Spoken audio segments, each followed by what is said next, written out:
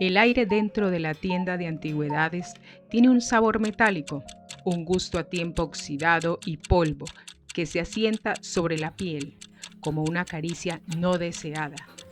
Joseph siempre ha dicho que los objetos no son cosas, sino recipientes. Algunos guardan alegría, otros, los que a él le gustan, guardan lo que la gente deja atrás cuando ya no puede soportar el peso de su propia existencia. Esa noche, la luz de la luna se filtraba por el escaparate, cortando la oscuridad en láminas plateadas. Joseph estaba sentado en su sillón de orejas, con una gamuza de seda en el regazo y un frasco de aceite de linaza sobre la mesa auxiliar. A sus pies, un gato naranja de pupilas doradas lo miraba con una familiaridad inquietante.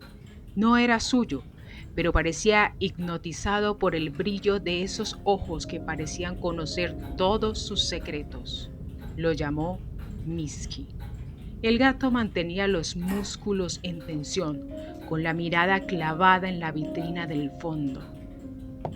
No seas impaciente, pequeño. Cada uno tendrá su momento. Todas las historias quieren ser contadas, aunque quemen la lengua al salir. Joseph se levantó.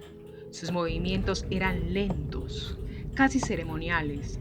Se acercó a la vitrina de cristal grueso, donde 4 sombras aguardaban con la paciencia de los muertos. Primero, sus dedos rozaron la madera pulida de una caja de música. Luego, el plumaje áspero de un cuervo disecado. Finalmente, acomodó el sombrero de una muñeca de porcelana, una dama antigua.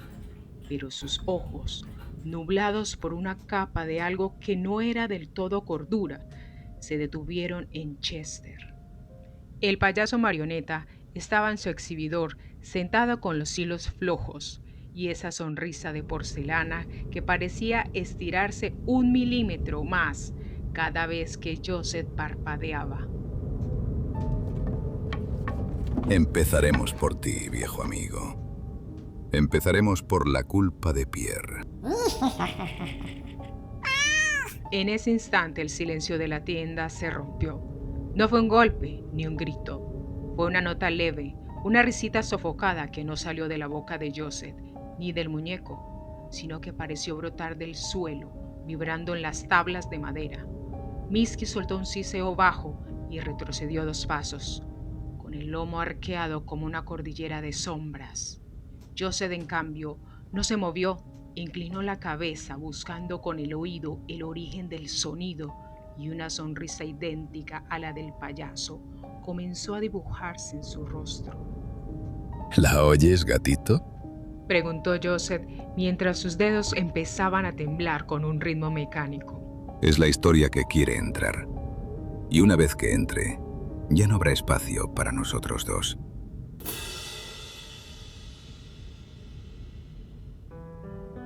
Joseph tomó a Chester entre sus manos. El frío de la porcelana le subió por los brazos, instalándose directamente en su pecho. La sesión de lectura había comenzado, y el precio de la entrada era como siempre un pedazo de su propia alma. Dicen que las cosas no tienen alma, pero cualquiera que haya entrado en una habitación vacía y haya sentido el peso de un recuerdo, sabe que eso es una mentira. Los seres humanos somos frágiles, volátiles y sobre todo finitos. Por eso depositamos nuestras emociones más pesadas en lo que nos rodea.